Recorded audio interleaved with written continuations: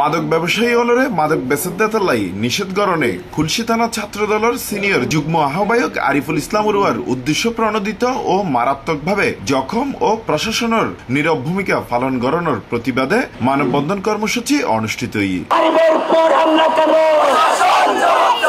খুলশী থানা ছাত্রদলের আহ্বায়ক মোহাম্মদ উমর ফারুকের সঞ্চালনায় অনুষ্ঠানত উপস্থিত আছেন খুলশী থানা বিএনপি নেতা আজমল হুদা রিঙ্কু, রফিকুল ইসলাম আমবাগান সমাজ কল্যাণের সাধারণ সম্পাদক মামুন, মহানগর বিএনপি নেতা আমজাদুল আহসান, 13 নম্বর ওয়ার্ড বিএনপি নেতা আমানুল্লাহ আমান, তানবির মল্লিক, জহিরুল ইসলাম জীবন, ফয়েজ আহমেদ ফজু, হেলাল হোসেন, আরশি মল্লিক, ইউনুস মুন্না, শাহ জালাল পলাশ, আবুল কালাম, আব্দুল হালিম, আব্দুল হাই, শাহ আলম, বাবুল ফরিদ।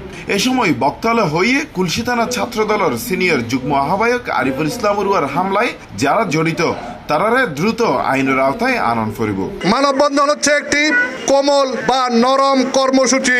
আমরা নরম এবং কোমল কর্মসূচি দিয়ে মাদক বিরোধী অভিযানে নেমেছি।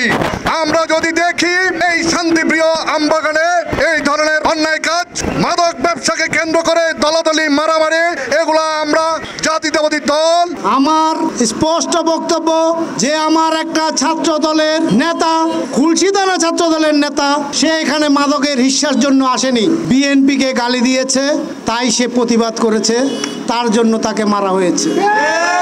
সুতরাং এই ব্যাপারে আমরা কাউকে ছাড় দেব না। 5 তারিখের পর থেকে 3 হতে 4 বার হামলা হয়েছে। ওরা আমাদের বিভিন্ন নেতা কর্মীদেরকে বিভিন্ন পর্যায়ে মেরেছে। আমরা মিছিল করেছি, সমাবেশ করেছি, কিন্তু আমরা দেখতে পাচ্ছি ভাইয়েরা আমার পুলিশ প্রশাসন কিন্তু নীরব। এ সময় আরো বক্তব্য রেখে সালাউদ্দিন মোহাম্মদ ইকবাল, মোহাম্মদ মুসা, জামাল, আমির, হারুনুর রশিদ, সাদ্দাম হোসেন, সোহেল, শাহিন, আকাশ, সাদ্দাম, যুগ্ম আহ্বায়ক দেলোয়ার হোসেন রুবেল, অ্যাডভোকেট সোহেল, রাকিব, নাজমুল, রিঙ্কু সহ অসংখ্য নেতৃবৃন্দ।